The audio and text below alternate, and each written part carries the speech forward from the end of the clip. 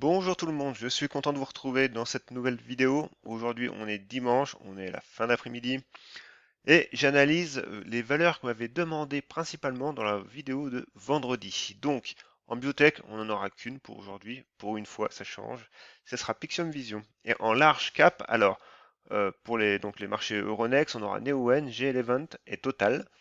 Et du coup, on m'avait fait la demande déjà 2 vidéos en arrière, mais j'avais pas pu la faire vendredi. Donc c'est 3 valeurs américaines. Donc Virgin Galactic, alors KX Auto Holding et AMC. Donc comme d'habitude, on regarde tout ça sur TradingView. Nous voici donc sur la plateforme TradingView. Donc avant de commencer, je ne l'ai pas dit, n'hésitez pas à vous abonner à cette chaîne. On progresse, on est à 1930 je crois, donc on arrive bientôt aux 2000, donc je compte sur vous continuer. Et puis voilà, donc à l'écran, vous avez le graphe du SP500. Donc simplement un petit point rapide, graphique. Ici, on est en unité hebdomadaire. Donc on voit hein, que depuis le crash de mars 2020, il y a quasiment un an maintenant, le prix ne fait que grimper. Donc clairement, voilà, on avait une zone de résistance qui était identifiée ici, hein, donc voilà, ça a tergiversé un peu, mais on est passé. Et du coup, voilà, le prix progresse, progresse. On voit que la M20 est quand même bien respectée. Et actuellement, ici, en unité hebdomadaire, on voit déjà que, bah, encore une fois, ça faiblit un petit peu au niveau du MACD, donc c'est normal parce qu'on latéralise, hein, on voit très bien, on a fait un plus haut et on est revenu du coup cette semaine sur cette zone de support des 3700 points qui ont vraiment trouvé des acheteurs, hein. Puis on voit qu'on a quand même encore la M20 hebdomadaire qui est en support, qui est haussière, et cette ligne de tendance également. Donc simplement, rapidement, un petit coup d'œil en unité journalière. En unité journalière, on voit très bien notre latéralisation, hein. On a été une première fois, déjà, c'était une première zone de résistance sur les 3700 points. Voilà, on a breaké, on est revenu la tester, on est reparti à la hausse. Bon, le prix a trouvé une nouvelle zone sur les 3936, 3940 points. Et là, actuellement, on revient tester notre zone. De nouveau, il y a des acheteurs, on voit très bien cette mèche basse, mais en fait, à très court terme, hein, à très court terme, oui, depuis un mois et demi, le prix est neutre, il latéralise. Et pour l'instant, il n'y a pas d'amélioration de la tendance, parce qu'on voit très bien que le MACD est quand même baissier, et le RSI, lui, pour le coup, vu que c'est un oscillateur, il est à 50, quasiment dans sa zone de neutralité. Donc clairement ici, voilà, les premiers niveaux à tenir sont les 3700 points, et surtout cette oblique haussière, quand même long terme, avec la M200 qui est encore assez basse, mais clairement en premier support à tenir, les 3700 points. Alors, simplement, revenons à notre biotech Pixium Vision. Alors, Pixium Vision, pas grand-chose à dire, mis à part cette hausse monumentale qu'on a eue vendredi. Alors, si j'arrive à éteindre ma zone, non, j'y arrive pas. Voilà. Alors, évidemment, voilà, on avait une zone de résistance ici, hein, sur les 1,07€, 1,10€. Clairement, ça a été breaké avec un volume pareil, hein, comparé aux autres séances, il n'y a pas photo. Le MACD s'est remis dans le bon chemin, nickel. Maintenant, le seul point et bémol, et voilà, ça sera la séance de lundi qui va vraiment confirmer tout ça, c'est que là, on est revenu pile sur le plus haut, pas un plus haut, mais l'ouverture qu'on avait eue le 6 janvier. Donc clairement, maintenant, ici, voilà, il faut confirmer pour au moins pouvoir rejoindre les 1,60, donc les plus hauts récents. Alors, en support, évidemment, vous aurez cette zone ici, hein, voilà, la zone des 1,20 qui correspond déjà à une zone de premier support.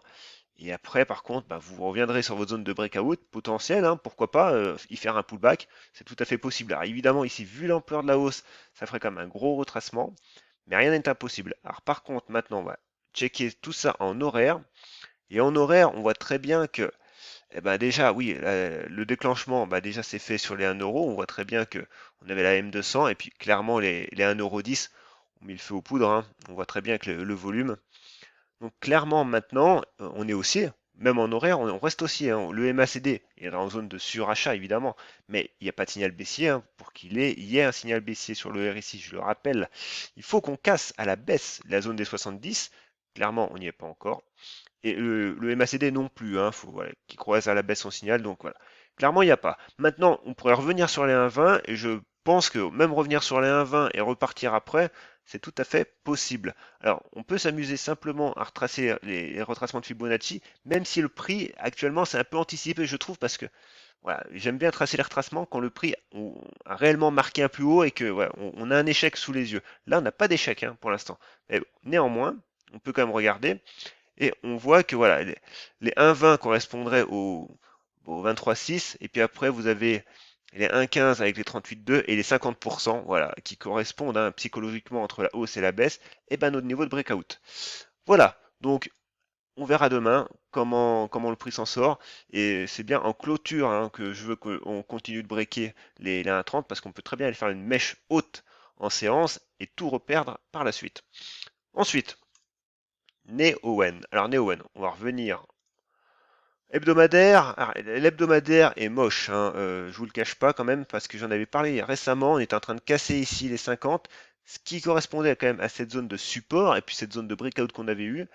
Donc, clairement, c'est baissier, hein, c'est baissier. Alors, le seul point positif actuellement, c'est qu'on a la M50. Mais voilà, moi, psychologiquement, quand je vois ce support casser à la baisse avec cette mèche haute, voilà, on voit vraiment hein, que le support a cassé et est devenu résistance. Et le MACD est quand même baissier. Donc, clairement, oui, la M50 est là. Mais est-ce que ça suffira? Je sais pas, hein. Sincèrement, pour l'instant, c'est bien trop tôt pour le dire. Le prix chute hein, et pour l'instant la chute continue. Donc on en était en hebdomadaire et en journalier, c'est pire parce qu'en journalier on a cassé la M200. Voilà. Donc clairement maintenant des supports potentiellement vous pouvez en trouver partout, hein, sur les 44, sur les 43, sur les 40. Mais ce qu'il faut bien retenir, c'est que voilà, on a cassé ces niveaux des 50, qui était un support psychologique en plus, hein, c'est un seuil clé. On voit très bien en journalier, on l'a bien travaillé. Donc maintenant on casse la M200. Alors, à moins de reprendre les 50 euros rapidement, clairement, méfiance. Et on voit que le MACD est proche de recasser son signal, mais il ne le casse pas. Et que le RSI est en zone baissière pour le coup, il n'est pas en zone neutre. Donc ici, ben voilà, méfiance, hein, méfiance parce que voilà, cette zone des 50 cassés avec la M200, euh, c'est pas un bon signe. Ensuite, GL Event. Alors GL Event, on avait, oui, potentiellement, voilà, cette zone de breakout ici, hein, qu'on avait déjà tracée, parce que je l'avais étudié il n'y a pas si longtemps que ça. Donc, on a cassé avec une hausse des volumes, c'est très bien. C'est haussier, je veux dire, le MACD est haussier, le RSI aussi, on n'est pas en zone de sur-achat, donc très bien. Donc maintenant, évidemment, le tout c'est de confirmer lundi, et on peut déjà, d'ores et déjà, tracer une petite oblique haussière support, et pourquoi pas un canal haussier, je sais pas, on va regarder ça.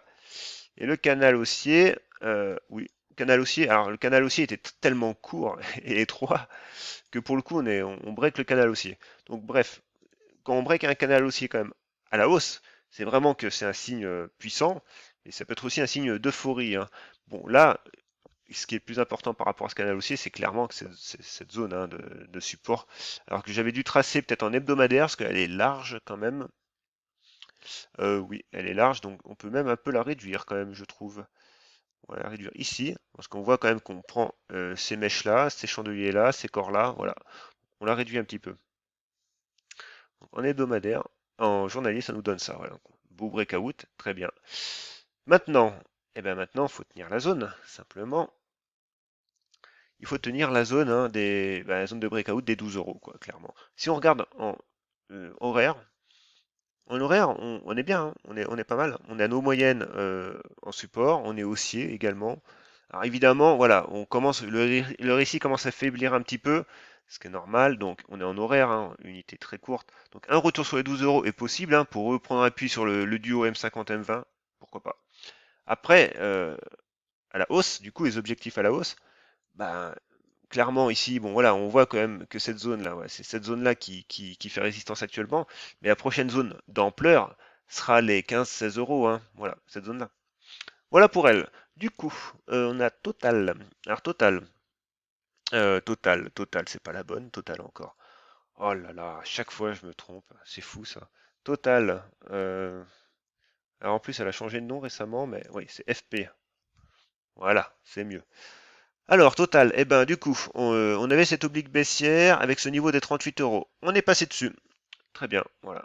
Clairement, hein, c'était identifié, une divergence des bandes de Bollinger. C'est propre, hein, c'est propre. Maintenant, on a ce niveau-là des 43-44 avec cette oblique baissière long terme. Voilà, c'est notre prochaine grande zone de résistance, hein, et pour voir, on a la M200 aussi. Donc, clairement, voilà, c'est la zone identifiée, je pense, par beaucoup de monde. Maintenant, à tenir, évidemment, comme toujours, hein, comme les autres actions, c'est les 38 euros et ce niveau de breakout à tenir. Voilà, il n'y a pas besoin d'en dire plus, hein, le graphe parle de lui-même ici. Donc, pour les trois valeurs qu'on m'a demandé sur les valeurs US, alors Virgin Galactic. Alors, Virgin Galactic, c'est compliqué quand même actuellement. Voilà, il y a une grosse hausse, puis là maintenant, il y a une grosse baisse. Donc, clairement, ici, ben voilà, on voit quand même qu'on a une première zone, pourquoi pas de soutien sur les 23 euros, 24 euros. Pourquoi? Parce que ça correspond déjà au niveau de la M200, qu'on a une mèche basse quand même qui est monumentale, mais on reste sur un chandelier baissier quand même. Donc, pour une fois, ben, pour le moment, ok, les 23 euros, les 24 euros, ça tient, mais il n'y a pas de signe d'amélioration du tout, hein. Le RSI est baissier, le MACD est bien baissier aussi, l'histogramme, il plonge, hein, il plonge l'histogramme. Donc, à court terme, à court terme, je suis même pas sûr qu'on puisse tracer une oblique baissière tellement c'est raide. Donc voilà, vous avez cette oblique baissière, ok. Tant que vous ne la repasserez pas déjà à la baisse, à la hausse, bon, on sera toujours dans ce flux baissier. Et puis en 4 heures, vous avez la M200 qui est quand même sur les 32 euros et cette oblique baissière qu'on a, voilà, ok. Et pareil, hein, ici c'est baissier. Par contre, en 4 heures, voilà, on voit quand même que la hausse, on a peut-être une exagération de la hausse quand même sur le 4 heures, parce qu'on voit que le RSI est quand même dans sa zone de survente. Et en horaire, on voit quand même ça y est, on sort un petit peu. Donc à court terme, pourquoi pas avoir un petit rebond technique? Ok, mais à court terme, j'entends parce que évidemment, la M20 capte le prix. Cette oblique baissière que j'ai tracée, voilà, on la voit un peu mieux ici. Bon, bah, elle capte le prix aussi également. Donc, pareil, 32 euros pour moi, c'est bien le minimum syndical avant d'avoir quelque chose de valable comme support. Si les 24 euros tiennent, parce qu'on peut très bien rebondir, se remanger la M20 baissière et cette oblique baissière et repartir, hein, et casser les 24 euros. Clairement, voilà, les 24 euros sont une première zone de réaction pour le prix. Pour l'instant, c'est encourageant, c'est clairement insuffisant. Pour moi, tant qu'on ne repassera pas minima les 32 euros et cette zone voilà, de gap, et puis que le MACD s'améliorera un peu quand même, parce que là, l'histogramme ne fait que s'enfoncer. Clairement, c'est compliqué pour elle. Donc, méfiance. Alors, KX Auto Holding. Alors, ici, bon, ce titre, on l'a jamais étudié. Bon, un petit graphe hebdomadaire, bon, ça ne nous dit pas grand-chose parce que le titre a une construction graphique assez étrange quand même. Donc, on va se rester en journalier. En journalier, qu'avons-nous? On a cette oblique baissière, voilà, bon, qui est construite, bon, qui est pas top, mais bon, elle a le mérite d'exister quand même. Ensuite, on avait ce support. Alors, cette zone de support, pour le coup, on l'a cassé à la baisse. Ce qui est... Donc voilà, on a cassé cette zone de support. Bon, par contre, voilà, le point positif, c'est qu'on a la M200 en support également. Donc, actuellement, encore une fois, la cassure de cette zone de support n'est pas forcément de bon augure. Maintenant, si on veut être positif, il faut ben, ouais, reprendre cette zone de support, reprendre cette oblique baissière, et ce duo M20, M50. Donc voilà, clairement, pour l'instant, on n'y est pas, hein, mais c'est notre objectif et l'hypothèse que voilà qu'on retient. Et sur le RSI, je le répète, hein, on peut également tracer des objets chartistes, hein, comme des lignes de tendance, ça fonctionne très bien. Et là, vu que le RSI est généralement plus nerveux que le prix, ben voilà, c'est généralement un signal précurseur. Et là, ben, pareil, on surveillera la cassure de l'oblique résistance. Bon, allez, désolé, hein, je suis un peu essoufflé parce qu'en fait on a sonné chez moi et j'ai dû courir en bas chercher un colis. Donc clairement je suis un peu essoufflé. Ensuite, j'ai AMC, donc la dernière. Alors AMC, on l'avait faite il n'y a pas si longtemps que ça parce que voilà, on a plein de tracés.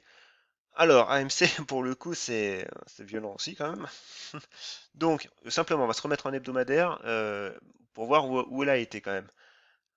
Alors, AMC, on était dans un range, bon, très bien, ok, on est venu taper cette zone de résistance là, voilà, et voir même d'ailleurs l'autre. Voilà, on a tapé deux zones de résistance quasi coup sur coup, donc on peut les tracer, hein. On les avait pas tracées la dernière fois, mais on peut le faire Non? Donc voilà, actuellement on en est là. Alors il faut savoir quand même qu'à moyen terme, même moyen long terme, parce qu'on est en hebdomadaire, on reste baissier, hein. Les plus hauts sont de plus en plus bas et les plus bas sont de plus en plus bas. Alors le seul point positif, c'est que voilà, ces derniers temps, on latéralise parce que voilà, les plus bas sont à, à un an, on va dire, ils sont pareils. Et voilà, maintenant par contre, il faut vraiment tenir cette zone-là des 7 euros, 6 euros grand maximum, pour vraiment opérer un début de redressement, voilà, un début de redressement du titre, hein. On va pas repartir en tendance haussière tout de suite parce que déjà en hebdomadaire, on est quand même en dessous de la M200. Mais voilà, maintenant qu'on a briqué cette zone des 7 euros et qu'on la tient, bah, voilà, faut la tenir. Et ben, pourquoi pas, on peut construire de nouveau et revoir et reviser, pourquoi pas, les 16 euros. Mais clairement, il faut construire, hein.